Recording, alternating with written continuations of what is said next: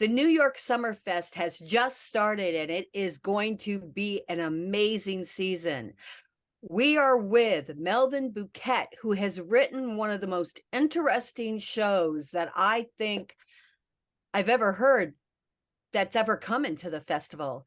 He is a novelist. He has written several novels. He has written book reviews for the Wall Street Journal, the LA Times, name it.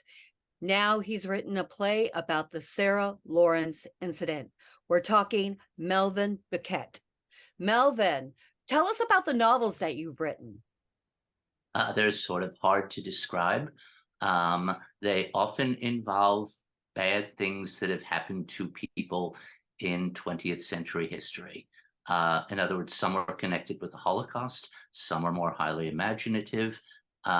They vary. I like to think that I do not have any really particular domain and that I'm willing to write about anything.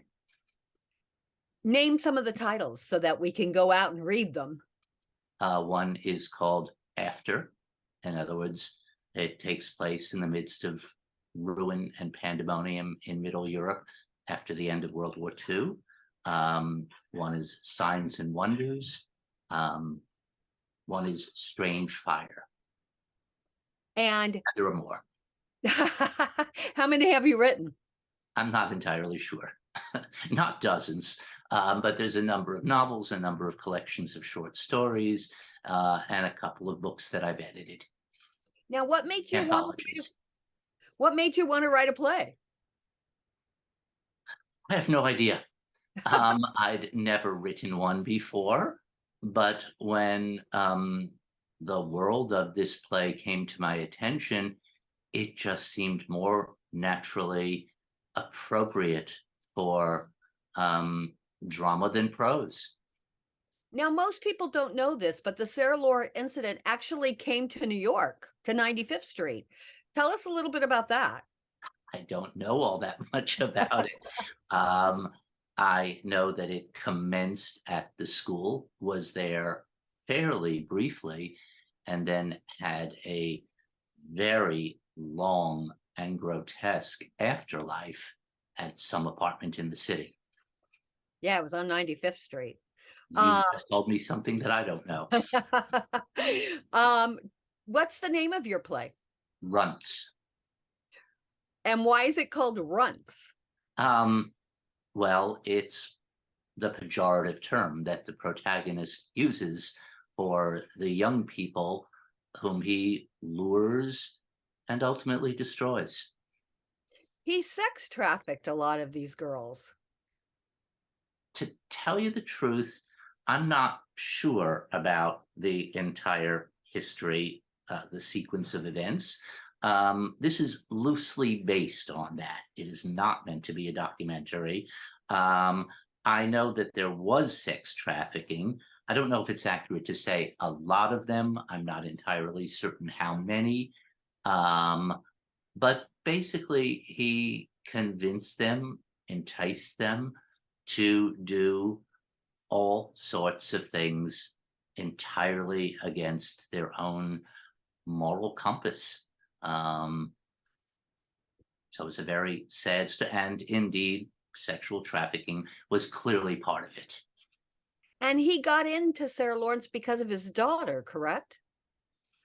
Yes, he visited and he apparently stayed. Wow. Um, in this particular play that you're doing, how many Sarah Lawrence alumni or students are involved? A lot. I myself attended Sarah Lawrence in a previous lifetime and have been on the faculty for a couple of decades. I do have a co-writer who is currently out west, who was originally my student at Sarah Lawrence. The director is an alum, and of the five actors, one is an alum, and another one is the father of an alum, and he, of course, plays the protagonist, the single adult on the stage. And it's sort of interesting that this very nice, wonderful Sarah Lawrence parent is playing arguably the most heinous, evil Sarah Lawrence parent. But that's the way it worked out. We certainly chose them for their acting skills, but we were quite aware that their institutional connection was just really interesting. This play so intrigues me because if I'm not mistaken, wasn't he convicted like 6 months ago? Maybe even less than that. I'm not sure of the exact date. I believe 60 years, um, which seems gentle to me. Very gentle compared to the amount of people that he got. Yes, It's really prevalent right now. I Googled colleges that have cult problems right now, and there's actually a list of 25, including UCLA, Yale, Tulane. Um, how with this play, where would you like to see it go? What would you like to see it do? I'd like to see it be seen. I'd like to see it be talked about. I'd like to see it be thought about. Um, that's about it. A cult is a strange word. It's really a belief system gone awry. And it doesn't take a lot to describe every religion in the world as a cult. Um, it doesn't take a large step to describe the results of the 2016 presidential election as a cult.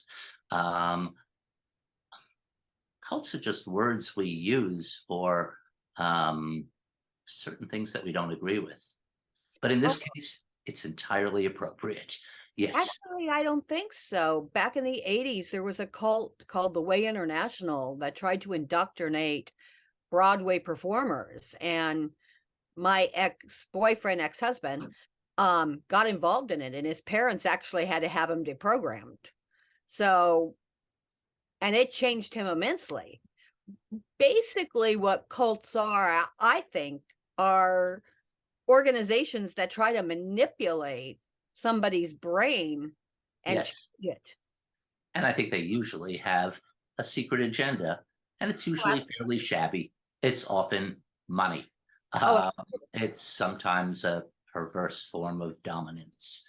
Um, and I think it's at least possible that one reason such things can exist on college campuses. Um, and I'm very glad that you did that research, by the way, because I believe this um, accidentally happened at the campus where I teach, which I love, but it could exist anywhere. absolutely. We don't exist in a vacuum. Anything that happens in one school could happen at another. Um, and now I've lost my train of thought. Cults on campuses. Yes, they're an inverted form of learning. Um, Young people are on campuses to hear things that they haven't heard before, to have experiences that they haven't had before. It's sort of natural that a perverse teacher could take the place of a good teacher. Tell us a little bit about Melvin Bukiet that the world should know about. Um, Well, my idea of a good time is sitting alone in my room, shifting words around on a page. It is ridiculously thrilling. Um, Aside from that, occasionally other people enter the room, and occasionally I enter other rooms. Um, uh, You sound I like have three. Homer. I have a wife and three children at large in the world. Um, You sound like a board game of Clue. okay, I'll take that. When does Runts play at the New York Theater Festival? It'll be on starting May 15th. There are several dates. I believe it's the 15th, 17th, and 20th. Um, You'll be down- able to see that on. Downtown Manhattan. I am so looking forward to seeing this play, and thank you for talking with us today. Thanks for speaking to me.